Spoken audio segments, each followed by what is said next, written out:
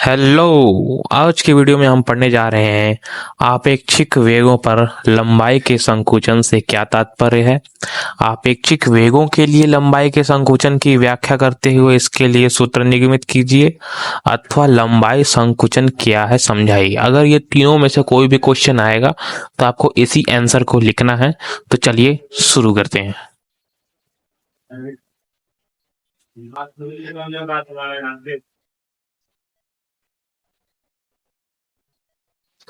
तो यहाँ पर माना एक क्षण फ्रेम P के सापेक्ष x अक्ष के अनुदिश v चाल से गति कर रही है और माना फ्रेम P डैश क्षण के साथ गति कर रहा है। अतः इस फ्रेम में भी अब इसमें आप चित्र से समझ लेंगे बहुत ही आसानी तरीके से।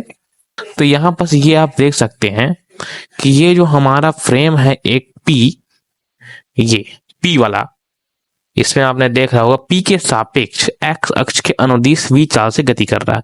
तो ये वाला जो हमारा चित्र है इसमें इसके सापेक्ष x अक्ष के अनुदिश गति कर रहा है। इस तरीके से ये गति कर रहा है और इसमें एक P डैश जो क्षण फ्रेम है इसके ये जो हमारा ये क्षण है L लंबाई का क्षण, इसी के साथ साथ में P डैश साथ में उसके गति कर रहा है और ये हमारा निर्देश है P फ्रेम में ये x अक्ष की दिशा में ऐसे आगे बढ़ रहा है और ये P डैश जो है वो ये हमारे पिंड जो है, जो भी बोल सकते हैं इसे क्षण, इसके सापेक्ष साथ में P डैश गति कर रहा है और P हमारा रुका हुआ है। ठीक है, तो यहाँ पर इस फ्रेम की क्षण विरामावस्था में होगा। तो यहाँ हमारा P जो है वो विरामावस्था में, मतलब P डैश जो है L के सापेक्ष में विरामावस्था में ही होगा, सिंपल। तो यहाँ माना P डैश में क्षण के सिरों के x निर्देशांक x1 डैश व x2 डैश है, तो क्षण की लंबाई। तो यहाँ पर आप देख सकते हैं कि यहाँ पर x1 डैश और x2 डैश जो हमारा ये क्षण है उसकी टोटल लंबाई हम यहाँ पर निकाल सकते हैं सिंपली। x2 में हम x1 घटा देंगे तो इसकी वैल्यू आ जाएगी हमारी L0। तो यही चीज को हम यहाँ पर लिख रहे हैं L0 बराबर x2 dash minus x1 dash, simple. उसी प्रकार से यह लंबाई, जैसे आप स्केल में देखे होंगे, स्केल में शुरू में 0 रहता है, फिर 1 रहता है, 2 रहता है, ऐसे करके मान लीजिए यहाँ 1 है, 2 है, 3 है, 4 है, तो 4 में से 2 घटा देंगे इधर वाला, मतलब इसमें से इतना तक के, फिर इतना से इतना को घटा देंगे तो हमें ये वाली वैल्यू प्राप्त हो जाएगी, सिंपल। वैसे ही L0 की वैल्यू बराबर x2 dash minus x1 dash हो गई। तो यह लंबाई एक ऐसे प्रेक्षक द्वारा नापी गई है जिसके सापेक्ष क्षण विरामावस्था में है। तो ये हमारा जो P डैश है वो विरामावस्था में है इसके सापेक्ष में, क्योंकि दोनों साथ में ही चल रहे हैं, तो इसके सापेक्ष इसे नापा गया है। ठीक है, तो अब हम आगे देखते हैं। तो यहां पर की निजी लंबाई कहते हैं। तो यहां पर आपने देखा कि जो प्रेक्षक द्वारा नापी गई लंबाई हमने निकाली L0 बराबर x2 dash minus x1 dash, तो वो हमारा जो लंबाई होगा उसे हम निजी लंबाई कहेंगे। और यदि किसी क्षण t पर फ्रेम P में क्षण के सिरों के x अक्ष निर्देशांक x, मतलब हमारा जो अगला होगा फ्रेम इसके सापेक्ष होगा। अभी जो हमारा निकाले हैं L0 बराबर वो फ्रेम P डैश के सापेक्ष था, अब जो हम निकाल रहे हैं वो फ्रेम P के सापेक्ष हम इसकी वैल्यू को निकाल रहे हैं। तो यहाँ पर जब हम फ्रेम P के सापेक्ष लेंगे तो उस क्षण की लंबाई हो जाएगी L बराबर x2 माइनस x1। तो यहाँ पर x अक्ष के निर्देशांक x1 x2 हो तो इस पर फ्रेम के क्षण में प्रेक्षित लंबाई L0 बराबर x2 माइनस x1 हो जाएगी। फिर उसके बाद हम इसे चित्र को सेम यहीं पर देख सकते हैं। तो यहाँ पर आप देख सकते हैं, इसमें हम मान सकते हैं एक क्षण है कुछ, ये आप डंडी को इस तरीके से आप एक क्षण मान सकते हैं। तो ये क्षण हमारा L हो जाएगा और इसमें अंतिम में प्रथम वाले को माइनस कर देंगे तो हमारा ये वैल्यू प्राप्त हो जाएगी, जो हमारा L बराबर x2 माइनस x1 है। ये वाला वैल्यू P क्षण के लिए था, और जो हमने पीछे निकाला है L0 की वैल्यू वो P डैश फ्रेम के लिए है। ठीक, फिर उसके बाद यहाँ पर हमारा लॉरेंज रूपांतरण का सूत्र यहाँ पर लग रहा है। इस रूपांतरण का सूत्र को आपको याद करना पड़ेगा, क्योंकि इसको प्रूफ किया जाता है। हम आगे क्वेश्चंस में, आगे वीडियोस में हम इसे प्रूफ करेंगे, पर यहाँ पर आपको इस लॉरेंज रूपांतरण के सूत्र को इसको याद करना पड़ेगा। ये मोस्ट इंपॉर्टेंट है, इसमें यही बस याद करना पड़ता है, बाकी सब तो ऑटोमेटिकली सब पता ही चल जाएगा। बस इसमें यही चीज आपको याद करनी है कि लॉरेंज रूपांतरण के सूत्र से। तो यहाँ पर हम x1 डैश के लिए, मतलब यहाँ पर आपने फ्रेम में देखा होगा कि यहाँ पर x1 डैश के लिए हम सबसे पहले लॉरेंज रूपांतरण का सूत्र लगाएंगे, फिर x2 डैश के लिए भी लॉरेंज रूपांतरण का सूत्र का प्रयोग करेंगे। तो यहाँ पर हमने x1 डैश के लिए सबसे पहले लॉरेंज रूपांतरण का सूत्र को निकाल लिया है, फिर उसके बाद हम x2 डैश के लिए भी लॉरेंज रूपांतरण के सूत्र को इस तरीके से निकाल लेंगे। सिंपल, यहाँ पर 1/1 minus b square upon c square into x2 minus VT, और यहाँ पर हमने 1/√1 minus b square upon c square into x1 minus VT. इसमें x1 है तो x1 डैश का तो x1, और यहाँ पर x2 है तो x2 डैश का x2। तो सिंपल, हमें यहाँ पर x2 माइनस x1 लिख देना है इस तरीके से।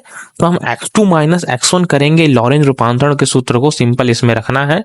तो यहाँ पर x2 की वैल्यू आ जाएगी 1/√1 minus b square upon c square into v2 minus VT, minus हम x1 की वैल्यू को पुट करेंगे यहाँ पर।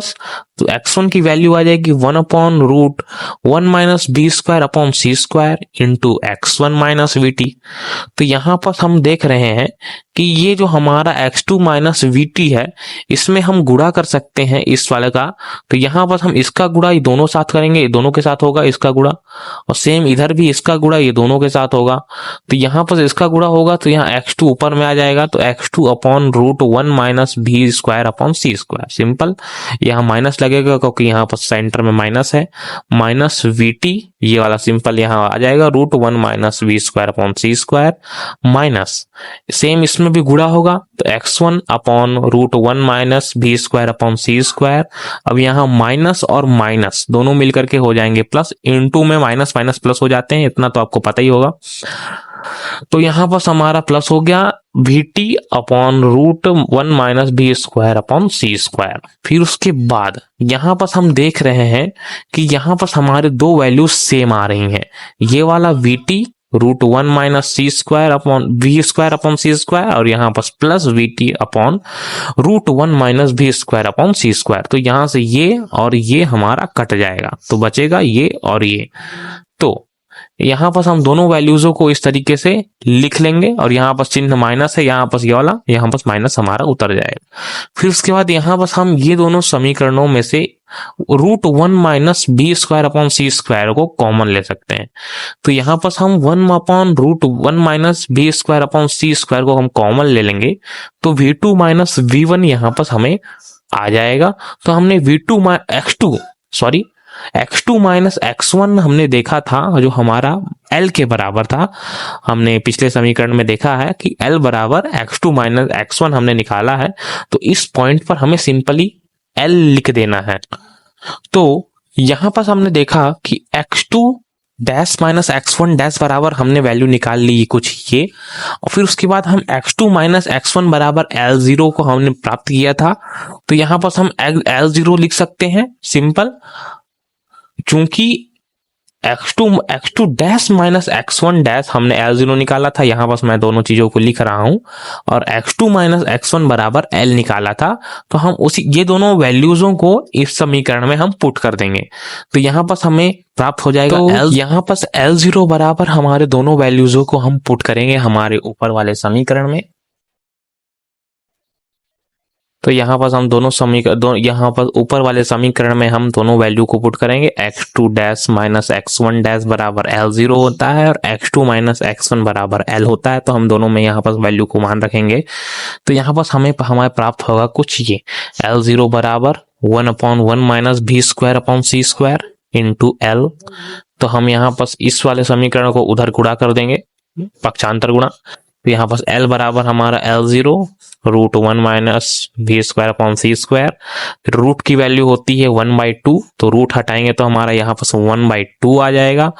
और इसमें हम इसको इस तरीके से लिख सकते हैं, जो हमारा L का मान है वो छोटा है L0 से, क्योंकि यहाँ पर इसके साथ इनटू में भी हो रहा है कुछ न्यू मान्स। और अर्थात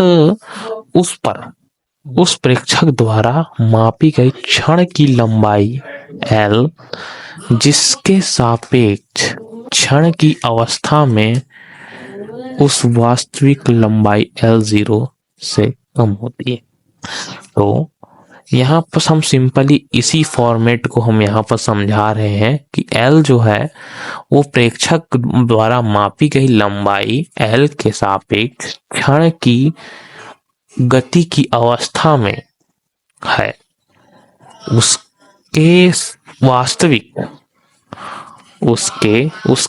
वास्तविक लंबाई L0 के से कम होती है। तो ये आपको सिंपली नहीं भी लिखोगे तो भी चल जाएगा नीचे वाला, क्योंकि इतना ही आपको प्रूफ करना है। Only L is greater than L0, simple. तो इतना प्रूफ करने के बाद अगर वीडियो पसंद आया हो तो वीडियो को लाइक और चैनल को सब्सक्राइब जरूर कीजिएगा। अगले वीडियो में हम E=mc² मतलब आइंस्टाइन का समीकरणों को प्रूफ करेंगे, तो कृपया करके लाइक और सब्सक्राइब जरूर कर लीजिएगा। अगले वीडियो में मिलते हैं। Let's go.